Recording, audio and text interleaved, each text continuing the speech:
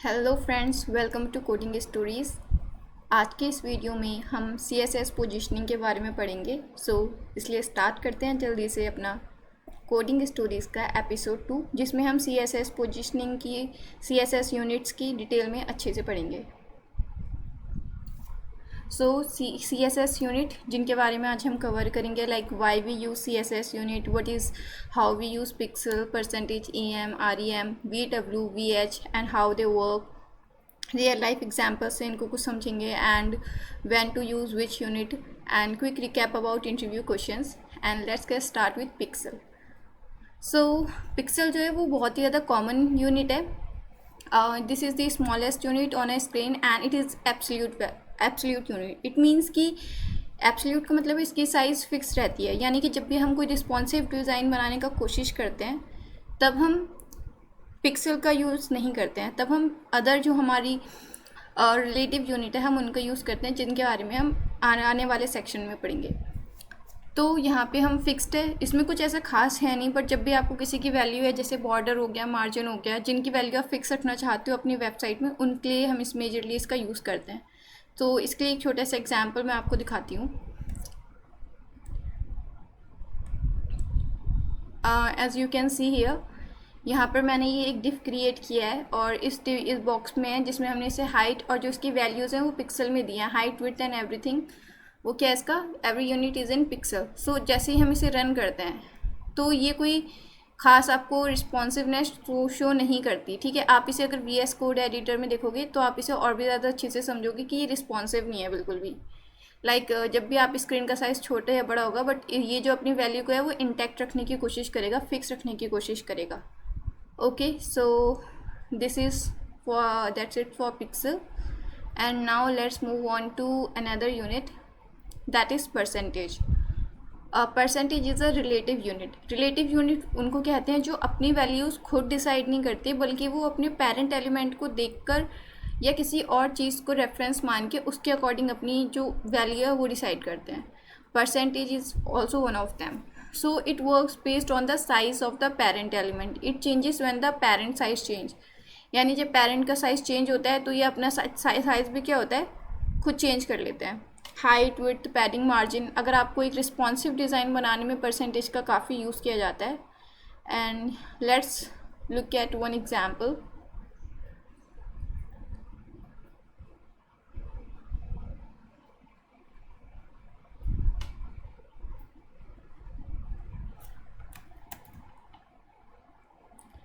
Here we are, and let me paste it. As you can see, I'll run it here. So relative to the parent size. Okay, so ये क्या होता है कि इसकी जो value है ये कहाँ से डिसाइड करा है। अगर मैंने इसकी विड्थ 50% दिया है, यहाँ पे बॉक्स है, ये जो इसकी जो वैल्यूज़ हैं वो अभी अपने पेरेंट एलिमेंट से ले रहा है, ठीक है। फॉर एग्जांपल, अगर अभी मैं इसके पेरेंट एलिमेंट की वैल्यू चेंज कर दूँ तो इसकी जो वैल्यू है वो भी खुद ब खुद ही चेंज हो जाएगी। अभी तो मैंने ये एग्जांपल हम लेते हैं, इसका जो पेरेंट है यहाँ पे वो दैट इज़ दिस कंटेनर, ठीक है।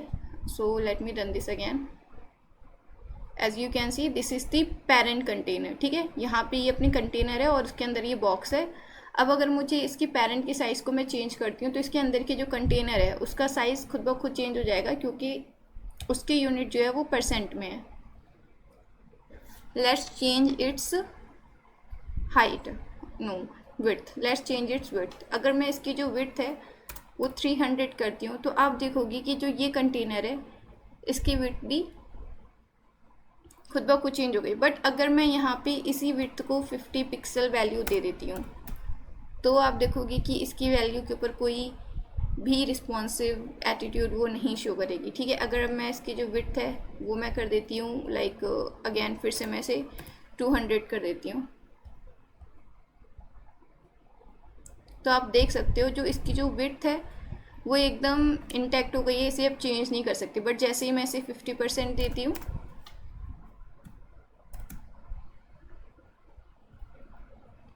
ये चेंज हो जा रहा है। सो आई होप आपको परसेंटेज यूनिट के बारे में समझ में आया होगा। एक चीज़ जो मैं आपको और बताना चाहती हूँ, फॉर एग्जांपल यहाँ पे तो हमने एक पेरेंट एलिमेंट क्रिएट किया है जिसको हमने क्लास दी है कंटेनर, ठीक है। बट अगर ये पेरेंट एलिमेंट नहीं होता तो फिर ये अगर और फिर भी हम इसे देते विथ, फिर भी हम इसे 50% देते तो ये क्या करता, ठीक है। ये भी हम करके देखते हैं, ठीक है। यानी इसके पेरेंट एलिमेंट को भी थोड़ी देर के लिए साइलेंट करते हैं और अब ट्राई करते हैं। तो जब ये देखो, ये मैंने कुछ यहाँ पे किया है, कमेंट सेक्शन में लिखा है कि जब बॉक्स का जो पेरेंट एलिमेंट है, जब आप इसका कोई भी कंटेनर नहीं है, इसका कोई पेरेंट एलिमेंट नहीं है, उस टाइम पे ये जो अपना पेरेंट एलिमेंट है, यानी ये जो परसेंटेज यूनिट है, ये अपना पेरेंट एलिमेंट बॉडी को मान लेती है। तो जो बॉडी की बाय डिफ़ॉल्ट जो 100% वैल्यू होती है, उसी को बेस मानकर ये उसी के रिस्पेक्ट में अपनी वैल्यू को कम ज़्यादा कर लेती है।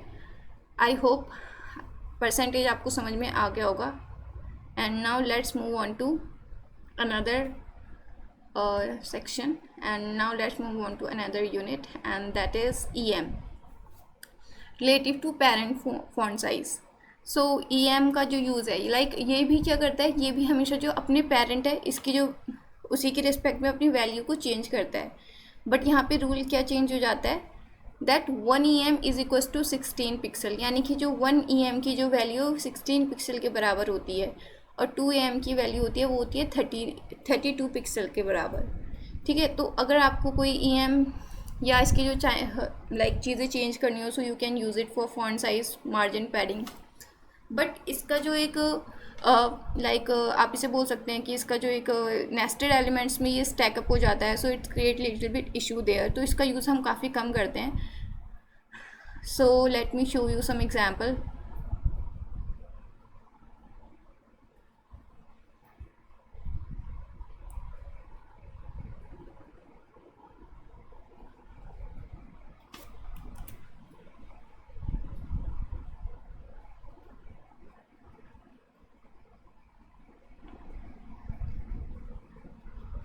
Let me paste it here. Yeah, that's it. Let me run this now. So ये जो EM है, so it changes its value relative to its parent font size. Okay, for example, इसके जो पेरेंट का फॉन्ट साइज़ है वो 40 pixel है। तो अगर अब हम इसे 2 EM देंगे तो ये उसकी रिस्पेक्ट में अपनी वैल्यू को क्या कर लेगा, चेंज कर लेगा कैलकुलेट करके।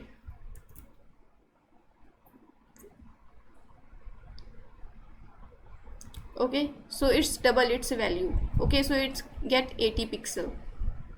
इसी तरीके से आप देख सकते हो, this is the code and let's me share it. like EM is a relative unit based on the font size of the parent element. if the parent font size is 60 pixel then 1 EM is equals to 16 pixel and 2 EM, for example, यानी कि इसकी जो parent की font size है 2 EM is equals to 32 pixel and so on. EM is used for font size, margin, padding, line height, etc. Okay, यानी कि अब इसके अगर पेरेंट की जो वैल्यू है, अगर हम यहाँ पे इसके पेरेंट की वैल्यू को अगर मैं यहाँ पे 80 पिक्सल, लाइक यहाँ पे अगर मैं 30 पिक्सल कर देती हूँ तो यहाँ पे जो 2 AM की वैल्यू है वो अपने आप ही क्या हो जाएगी, 60 पिक्सल हो जाएगी। Okay, I hope you got this. Now let's move on to another section and that is REM। ये एक मोस्टली यूज्ड यूनिट है क्योंकि ये काफ़ी रिस्पॉन्सिव भी बनाती है हमारी वेबसाइट को, और प्लस ये जो अपनी वैल्यू है ये एक रिलेटिव यूनिट है और ये जो अपनी वैल्यू चेंज करती है वो करती है HTML के कंपेयर, HTML को अपना बेस मानकर, तो उसी के रिस्पेक्ट में ये क्या करती है, अपनी वैल्यू को चेंज करती है।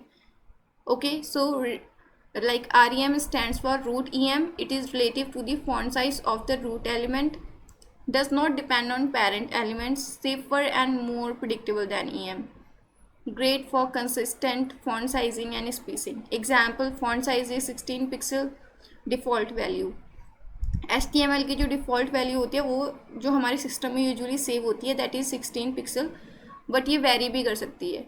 आप अगर सिस्टम की सेटिंग्स में जाकर उसे चेंज कर दोगे तो उसके अकॉर्डिंग भी आपका फॉन्ट साइज़ वेरी कर जाएगा।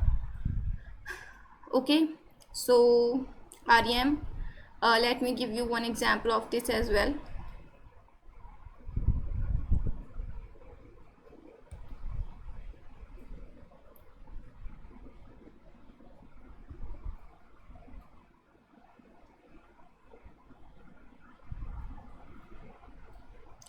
फॉर एग्जांपल अगर अभी मैं इसकी वैल्यू को 2 REM कर देती हूँ, यहाँ पे फॉन्ट साइज 2 REM, सो इसकी जो वैल्यू है वो चेंज होती है किसके रिस्पेक्ट में, वो अब इस पेरेंट एलिमेंट के रिस्पेक्ट में चेंज नहीं हो रही है, बल्कि वो चेंज हो रही है किसके रिस्पेक्ट में, इस HTML की डिफ़ॉल्ट वैल्यू के रिस्पेक्ट में। यानी कि अब ये कितनी हो गई है, ये हो चुकी है 32 pixel. Now if I do it 3 REM, so it will change again, look. But इसकी वैल्यू को अगर मैं चेंज करती हूँ तो आप देखोगे कि उसका कोई भी इम्पैक्ट इसके ऊपर नहीं पड़ेगा 3 REM के ऊपर, इस वैल्यू के ऊपर, यानी कि जो फॉन्ट साइज़ है इसकी वैल्यू के ऊपर कोई भी इम्पैक्ट नहीं है। अब लेकिन अगर यहाँ पर ये EM होता तो उसकी वैल्यू चेंज हो जाती। ओके, सो ये हो गया 1 रैम विच इज़, ये किसके रिस्पेक्ट में हो रहा है चेंजेस, ये हमारी HTML की जो डिफ़ॉल्ट फॉन्ट साइज़ है दैट इज़ 16 पिक्सल, तो उसकी रिस्पेक्ट में ये रैम वैल्यू चेंज हो रही है। तो रिस्पॉन्सिव डिज़ाइन बनाने में काफ़ी हेल्पफुल होती है, you can use it there. And now let's move on to another slide. Difference understand करते हैं, इसके लिए भी मैंने एक एग्जांपल रेडी किया है, let me show you that example.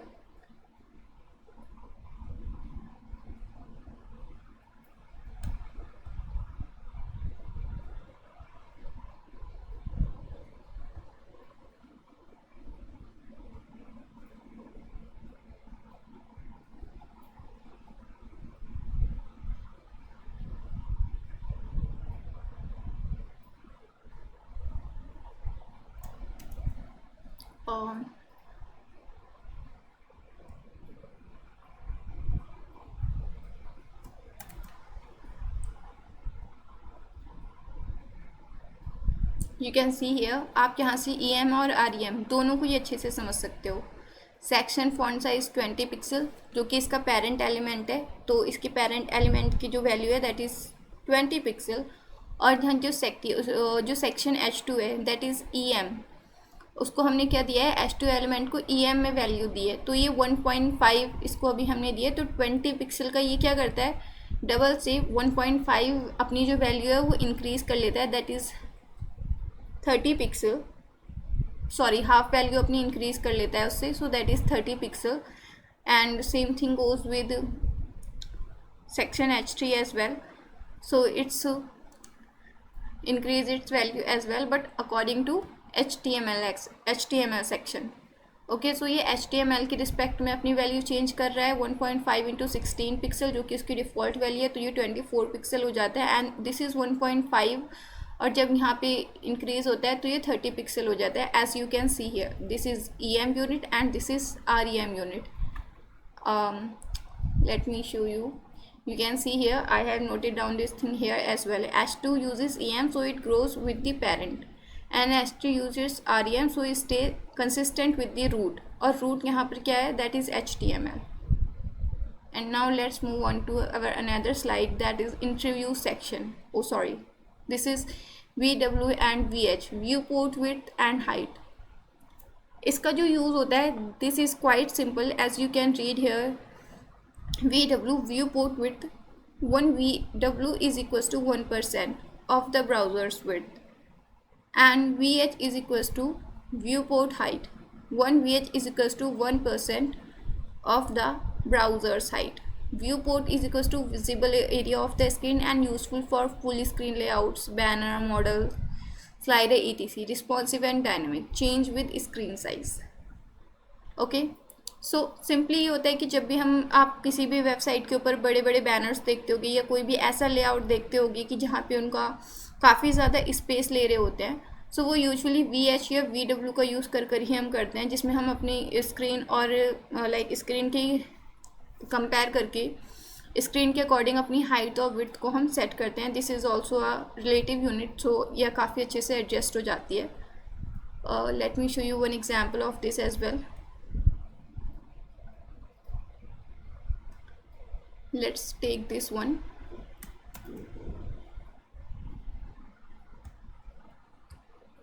and यहाँ पर ये जो सबसे पहले सेक्शन में ये एग्जाम्पल है, ये विड्थ का एग्जाम्पल है और ये हाइट का एग्जाम्पल है। Let me show you height वो एग्जाम्पल्स फर्स्ट। सो अब यहाँ पे जो इसकी हाइट है दैट इज़ 50 VH। अगर मैं इसको बढ़ाकर 80 कर दूँ या 100 कर देती हूँ तो आप देखेंगे कि ये पूरी ही इसकी स्क्रीन को है वो कवर कर लेगा। ये देखिए एक ही बार में इसने पूरी उसको कवर कर लिया। बट अगर अभी मैं इसे 50 कर देती हूँ तो ये अभी मेरी स्क्रीन का हाफ हो जाएगा। ओके अभी हम अगर इसे कमेंट करते हैं एंड अब हम यही सेम चीज़ विड्थ वाले सेक्शन के साथ भी देखते हैं।